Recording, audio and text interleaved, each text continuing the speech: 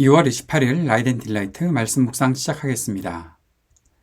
사랑하는 주님, 날마다 베푸시는 주님의 은혜를 의지하고 오늘도 우리의 마음을 주님 앞에 엽니다.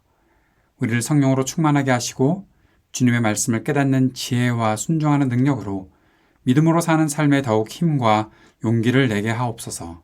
예수님 이름으로 기도합니다. 아멘. 누가복음 13장 18절에서 21절까지의 말씀입니다. 예수께서 말씀하셨다. 하나님 나라는 무엇과 같은가? 그것을 무엇에다가 비길까? 그것은 겨자씨의 다음 경우와 같다. 어떤 사람이 겨자씨를 가져다가 자기 정원에 심었더니 자라서 나무가 되어 공중의 새들이 그 가지에 깃들였다. 예수께서 다시 말씀하셨다. 하나님 나라를 무엇에다가 비길까? 그것은 누룩의 다음 경우와 같다. 어떤 여자가 누룩을 가져다가 가루 서말 속에 섞어 넣었더니 마침내 온통 부풀어 올랐다. 아멘. 하나님 나라를 무엇에다가 비길까 하는 예수님의 말씀은 어제 우리가 묵상했던 17절까지의 말씀, 예수님께서 안식일에 회당에서 오랫동안 병 때문에 고생했던 18년 동안이었죠. 오랫동안 병 때문에 고생해서 굽어진 등을 펼 수 없었던 한 여인을 고쳐주신 이 일과 연결이 됩니다.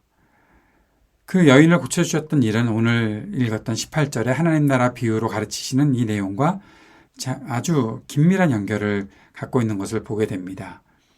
세번역 성경에서는 빠져있는 접속사, 그러나 개역개정에서는 그러므로 라고 예수님께서 말씀하시는 것을 볼 수가 있죠. 다시 정리하면 병과 사탄의 힘에 억눌려 지내던 이 한 여인, 그 사람에게 치유와 해방이 나타났는데 바로 그것이 하나님 나라가 나타난 것이다 라고 설명하시는 것이 바로 예수님의 의도라는 것입니다. 예수님께서 한 여인을 고쳐주셨는데 그 날이 안식일이었다고 해서 회당장을 비롯한 율법주의자들은 안식일에 치유가 적절하냐라는 그런 말을 하면서 비난했었죠. 그리고 왜 너희들 안식일에 와서, 다른 날도 있는데 왜 안식일에 와서 치유를 받으려고 하느냐라고 그렇게 분개했었던 일이 있었죠. 그러나 하나님 나라는 사람들의 관심에서 벗어난 한 사람이 곧 그 한 사람의 고통을 지나치지 않고 그가 고통에서 회복과 자유를 누리게 하는 하나님의 통치, 하나님 나라가 실현된다라는 사실을 나타내는 것이었습니다. 예수님께서 하나님 나라를 무엇과 같은가 하시면서 비유하셨던 두 가지의 비유, 겨자씨와 누룩. 사실 겨자씨와 누룩은 눈에 잘 띄지 않는 아주 작은 존재들이죠. 그러나 예수님께서는 그 하나님 나라를 설명하시면서 웅장한 어떤 큰 나무를 예로 들지 않으셨고 어떠한 큰 존재들을 예로 들지 않으셨습니다. 사람들의 관심을 받는 존재를 비유의 소재로 사용하지 않으셨다는 거죠. 예수님은 하나님 나라가 크고 화려하고 인기가 많은 어떤 사람이나 어떤 그런 존재들로부터 시작하는 것이 아니다라고 말씀하셨던 것입니다. 아주 작은 것에서 시작한다. 사람들의 눈에 띄지 않는 것에서 시작한다. 전에도 씨 뿌리는 비유에서 예수님께서 하나님 나라를 설명하셨던 것으로 그렇게 씨 뿌리는 비유를 말씀하셨죠. 왜 하나님 나라를 설명하시는데 좀 아주 좋은 그런 것으로만 설명하시지 왜 길가에 뿌려지는 씨앗, 돌짝밭에 뿌려지는 씨앗, 그리고 가시덤불에 뿌려지는 씨앗으로 설명을 하실까? 하나님 나라가 쭉쭉 잘 나가는 무엇인가 사람들이 주목하고 바라보는 그런 것으로만 설명하면 얼마나 좋을까라는 생각들이 사람들에게 있었겠지만 하나님 나라는 그런 것으로 설명하는 것이 아니라 그렇게 뿌려지는 씨앗이 좋은 땅에 떨어진 씨앗, 결국에는 열매를 맺는다. 그것이 아주 작아 보이더라도 겉으로 나타나 보이는 것이 굉장히 힘든 고난의 길이 있더라도 사탄의 방해를 받더라도 결국 하나님의 말씀은 뿌려져서 하나님 나라의 역동성을 보여주며 열매를 맺게 된다는 거죠. 오늘 말씀도 똑같은 것입니다. 겨자씨 눈에 잘 보이지 않습니다. 그러나 아주 작은 것에서 시작한 그 겨자씨와 같은 하나님 나라는 결국 성장한다는 거죠. 겨자씨가 나무로 자라서 그 가지에 새들이 쉰다라고 말씀하셨죠. 누룩이 눈에 잘 띄지 않는 존재이지만 그것을 넣어놨을 때 결국에는 부풀어 올라서 크게 부풀어 올라서 그렇게 하나님 나라의 역동성을 나타낸다라고 말씀하시는 것입니다. 사람들의 주목, 사람들의 인기 그런 것이 없어서 없는 것처럼 보여서 아유 어떻게 하겠어 라고 사람들이 생각할지 모르지만 하나님 나라, 하나님의 말씀은 결국 분명한 열매를 맺는다 라고 말씀하신 것입니다. 사랑하는 여러분, 우리의 현실이 자세히 살피지 않으면 눈에 띄지도 않는 작은 것일 수도 있습니다. 사람들이 관심을 가지지 않을 정도로 소외된 것처럼 보일 수도 있습니다. 그러나 우리가 하나님의 말씀을 품고 있는 것이 확실하다면, 그리고 그 말씀의 생명력을 우리가 확신한다면 하나님 나라는 확실히 나타나게 될 것입니다. 지금은 나 자신조차 버티기 힘들다고 느낄지 모르지만 우리 안에서 자라고 있는 하나님 나라의 역동성, 하나님의 말씀은 수많은 사람들을 쉬게 하고 힘을 주는 나라를 우리 안에서 만들게 될 것입니다. 오늘 이 말씀을 준비하는 과정 속에서 창세기 말씀을 잠깐 연구하고 보았었습니다. 그런데 태초에 하나님이 천지를 창조하시니라 라고 시작한 그 다음 구절에 땅이 혼돈하고 공허하고 어둠이 깊음 위에 있다. empty, formless, darkness.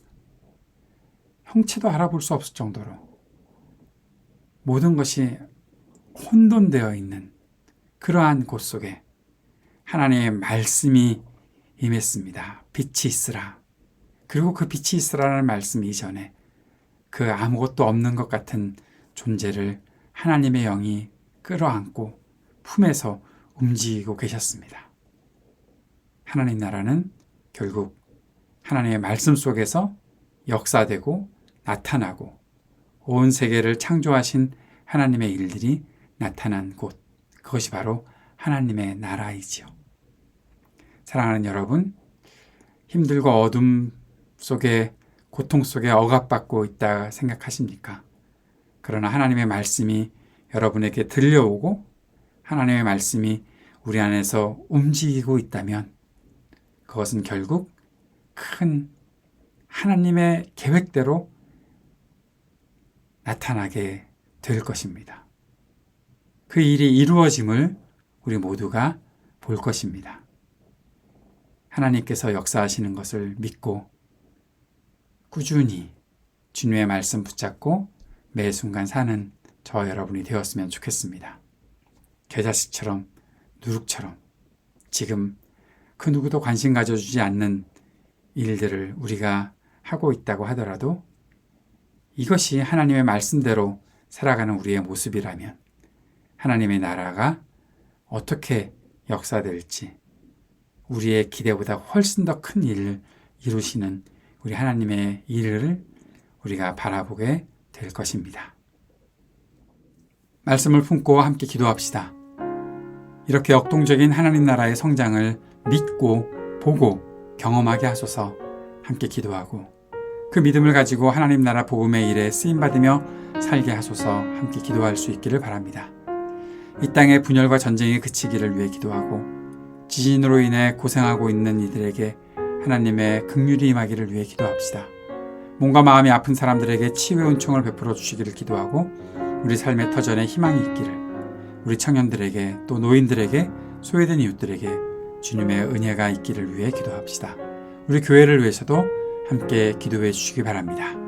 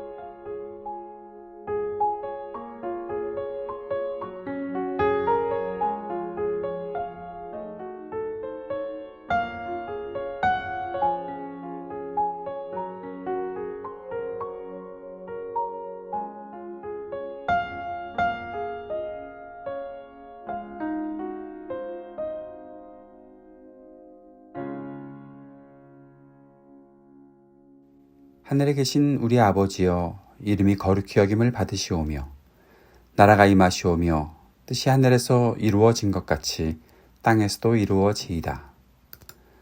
오늘 우리에게 일용할 양식을 주시옵고 우리가 우리에게 죄 지은 자를 사하여 준 것 같이 우리의 죄를 사하여 주시옵고 우리를 시험에 들게 하지 마시옵고 다만 악에서 구하시옵소서. 나라와 권세와 영광이 아버지께 영원히 있사옵나이다. 아멘.